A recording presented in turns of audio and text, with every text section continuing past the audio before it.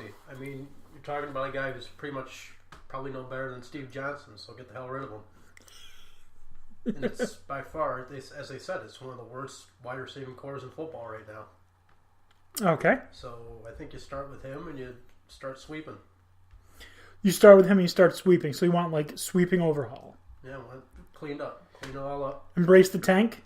Yeah. I mean, I don't necessarily disagree with him in that sense. I just think Zay Jones is probably a decent slot receiver, but what does that do for you when you can't have when there's no other options?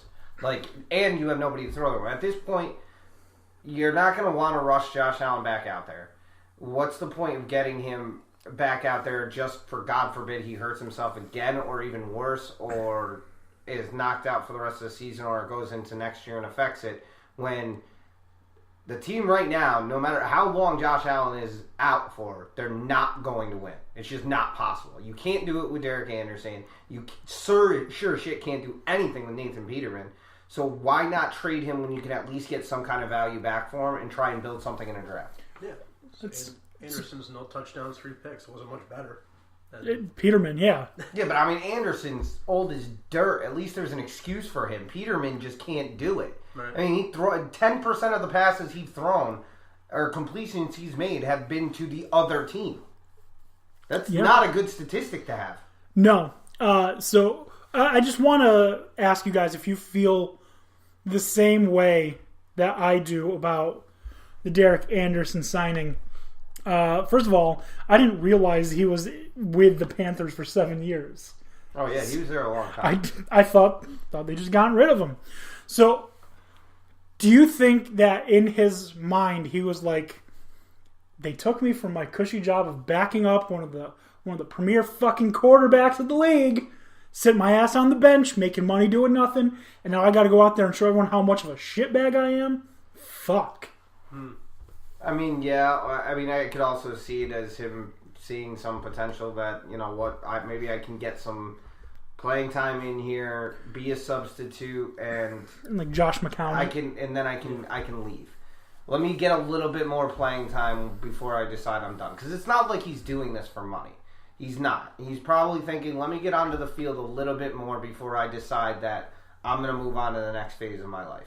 So maybe he's looking at it in that sense. I can imagine that's the way he looked at it because the Bills clearly knew that they didn't believe in Nate Peterman. When Peterman had to go in and they had Derek Anderson, I said it. I said it to Chuckles. I was like, yo, throw in Derek Anderson and have him draw plays in the grass. Okay? Because that's better than Nathan Peterman right now. Yeah, and unfortunately... He doesn't even know the playbook. Just have him, wing it. Like, I've always wondered, if you're a coach and, you're, up big or down big, is it bad to be like, all right, so quarterback, Russell Wilson, yada, whoever it is, just come up with a play on the fly. You just tell everyone what they're doing, or just tell the receivers, just run, I'll find you.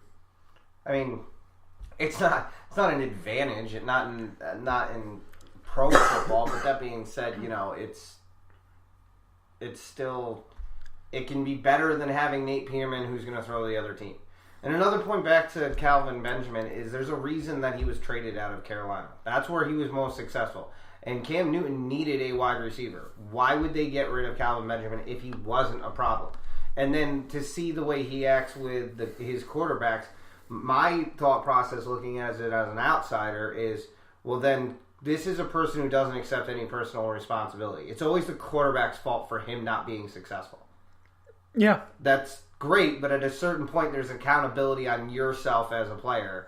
And if you don't want to take that accountability, then I don't know if you're toxic to the locker room, but you certainly don't bring anything to it. Yeah, and then you got a guy like Julio Jones, whose quarterback is literally screwing him. Overthrowing him in the end zone, underthrowing him, throwing it everywhere but near Julio Jones in the end zone. And you see him, he's got his helmet off on the sideline. He comes out, he's fine coming out, and Calvin Ridley gets a big a big chunk play. As Calvin Ridley's leaving, what happens? Julio Jones comes out, gives him a hug, and runs to the huddle. And you've got Kelvin Benjamin, who is swatting balls down short of Brandon Marshall. Yeah. I mean, it's just clearly he doesn't want to be there, and you might as well get something for him while you can. Because somebody will go after him and try and at him. I don't know. Trade him to the Dolphins or something. Straight up him for Devontae Parker.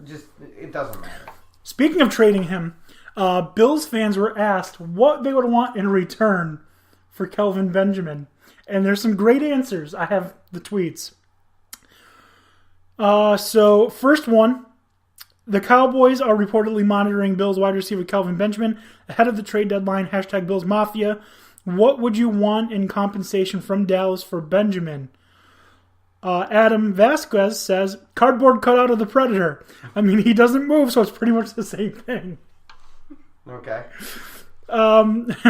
Bill Leave 88 says, a pack of Newports and a peppermint, and I don't even smoke. Oh, God. Just that they cover his plane ticket out of town.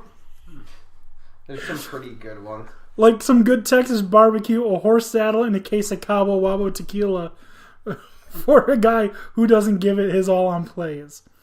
Mike Carver says, anything. Anything. Literally anything. A couple of used footballs in a bag to put them in. A hot dog and a soda from the concession stands at AT&T. Some Whataburger. Xavier Tebow, love the name, says, I'll buy Benjamin's plane ticket with my own money if it means getting this guy off the team. Oh, man. Westchester County, NY Buffalo B replied, $350. $350. That's great. Yeah. Give me 1 second. There was one more that I thought was really friggin' funny. I like the cardboard cutout one. Yeah, I mean, it's kind of accurate to who he is. I mean, what do you realistically think they could get out of him? I think you're going to be lucky to get a 4th round pick out of it. Oh, here's a good 5th one. round, maybe? A bucket of spackle. Wow. Oh, man. 2022 7th rounder. A 7th round pick in 4 years. Yeah. Oh, God. Jeez. I mean, is that bad? You got to do something, that's for sure. I mean, I don't know what they're going to realistically get for him, but he's got to go. I don't think there's any argument there. I don't know that he's going to be successful anywhere than to a quarterback who's going to get him the ball. I don't know, maybe. I mean, it's not that the quarterback can't get him the ball. Do you watch his effort? No, I understand that, but put him in a place where, send him to Cleveland. That's where everybody goes. Just let him run verticals? Yeah. Don't worry about it. Maybe that'll free up Jarvis Landry and you can get him the ball.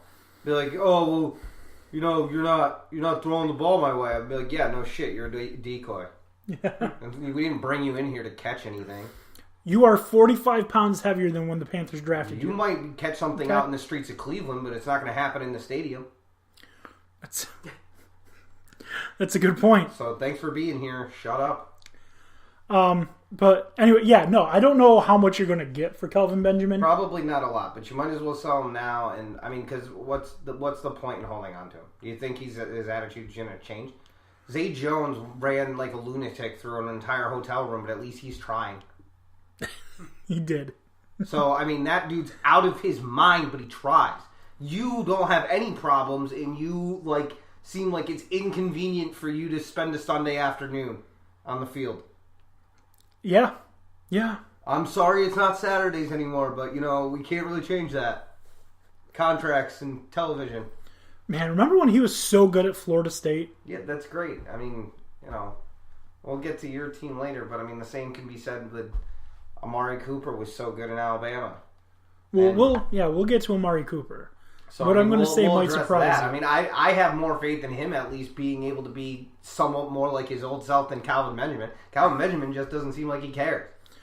We'll get to Amari Cooper, and what I'm going to say might surprise you. All right. Well, let's continue on. Continue with the Bills question so we can get this painful thing over with.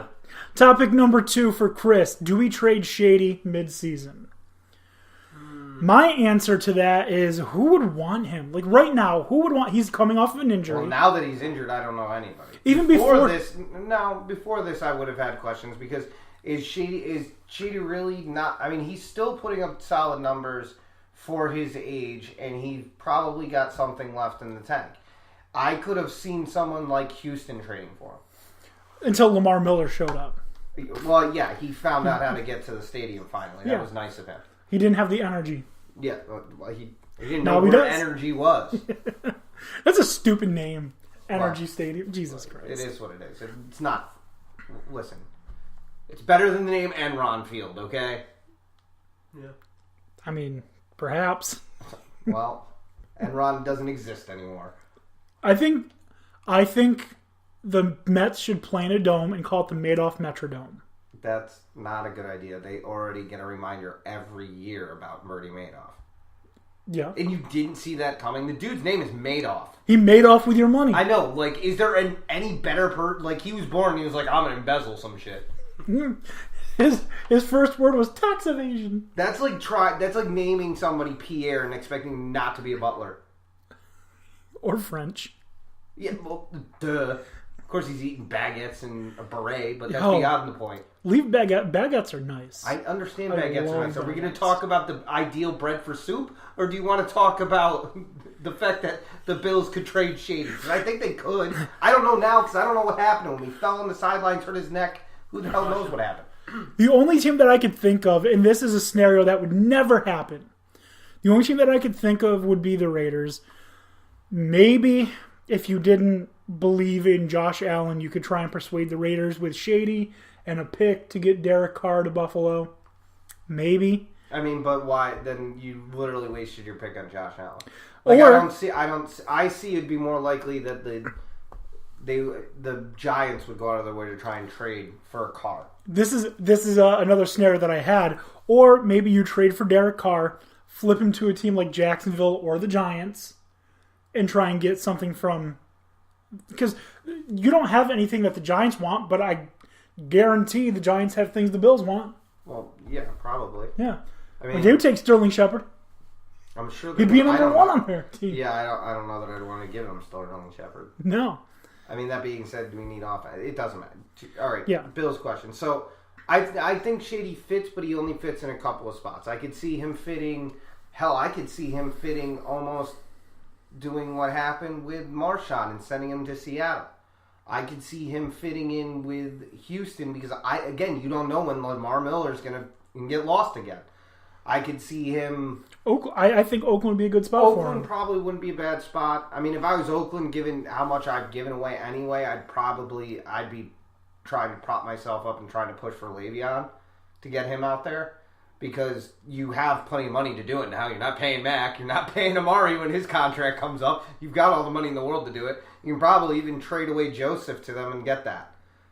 Because it doesn't seem like Joseph fits their style. They need bigger safeties back there, which they're probably going to use with their picks. Because this isn't exactly a weapon-heavy draft coming up. No, this is a trenches-heavy. Yeah, well, trenches, defensive back, defensive linebackers. That's what you're going to get primarily out of this draft. You're not going to get a lot of weapons. So listen up, Giants. This is the draft that you want to look at a tackle. This is that draft. Oh, definitely. This is the draft that you want to replace Snacks Harrison and Olivier Vernon with because you're not paying them. This is the draft. Well, one of the two will get paid.